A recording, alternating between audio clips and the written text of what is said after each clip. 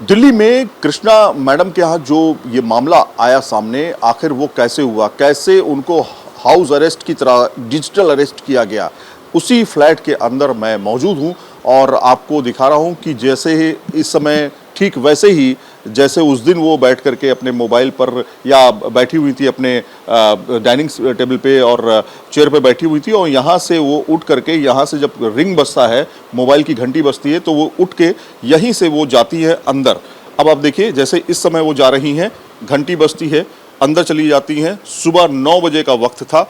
ये बेडरूम के अंदर उनको बुलाया जाता है कि आप बेडरूम के अंदर आइए, एक कॉल रिसीव कीजिए। जो कॉल ये रिसीव करती हैं तो कहती हैं, पूछती हैं कि कहाँ पे हो आप, तो वो बताती हैं कि मैं घर के अंदर हूँ और आपके घर में कौन कौन है।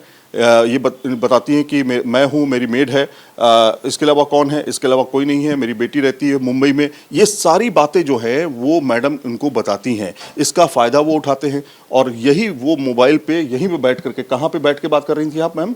यहीं पे खड़े होकर बात कर रही थी। तो ये यहीं पे खड़े होकर बातचीत कर रही थी। फिर वीडियो कॉलिंग जब शुरू होती है तब आप कहाँ बैठती हैं? तब उसके बाद फिर बात करके मैं यहाँ पे ये टेबल लगा के मैं ये टेबल लगा लिया और यहाँ पे बैठी थी मैं।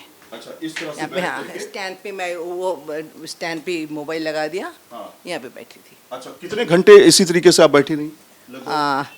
सी इसके बाद अराउंड 12 बजे तक तो बैठे रहा। 12 बजे उन्होंने बोला चेकबुक वगैरह लेके आप बैंक जाइए। बैंक से वापस आया। आने के बाद मैंने बोला मुझे तो अभी लंच टाइम है, खाना खाना है। ठीक है मैडम, खाना खा लीजिए। देन डाइनिंग टेबल पे मैंने फ़ोन रख के खाना खाया। खाना खाने के बाद उन्होंने बोला अभी पेपर लेके दूसरा बैंक जाइए। दूसरा बैंक गया फ़ोन बंद करके, तब तो व्हाट्सएप में बात चला।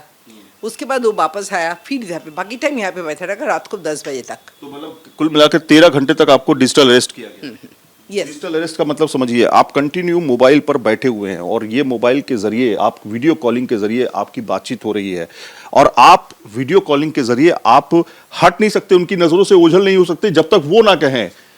यही हुआ ना? एग्जैक्टली। हाँ, जब तक वो ना कहें कि आपको क्या करना है, क्या नहीं करना है, तब तक आप हट ही नहीं सकते। वरना आपको वो थ्रेट करते हैं, धमकी देते हैं कि आपके खिलाफ ये हो जाएगा, आपको अरेस्ट कर लिया जाएगा। ये तमाम चीजें होती हैं। तो मैं आपको दिखाने की, समझाने की कोशिश ये कर रहा हूं कि ये सब चीजें आपके साथ भी हो सकती हैं, इसलिए सावधान रहिए। क्योंकि डिजिटल अरेस्ट का सिस्टम यही है कि आपको एक कमरे के अंदर रखा जाएगा, मोबाइल पर वीडियो कॉलिंग शुरू की जाएगी, कोई भी कॉल आप अटेंड नहीं कर सकते। बिल्कुल यही करवाएं। एकदम बात नहीं कर सकते, किसी का आवाज नहीं आ सकता, किसी को चेहरा नहीं आ सकता आपका छोड़ के।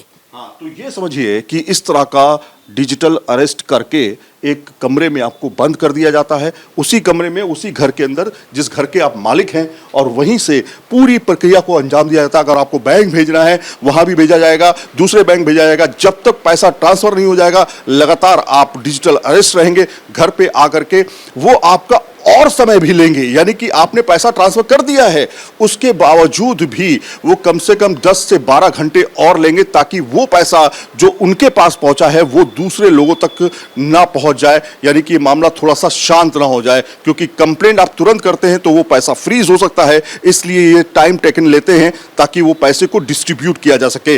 इसलिए कहा जा रहा है, न्यूज़ नेशन अपील कर रहा है, कोई भी ऐसा कॉल अगर आपके पास आता है तो सावधान हो जाइए, सतर्क हो जाइए, क्योंकि आपके अकाउंट पर और आप पर किसी की नजर है।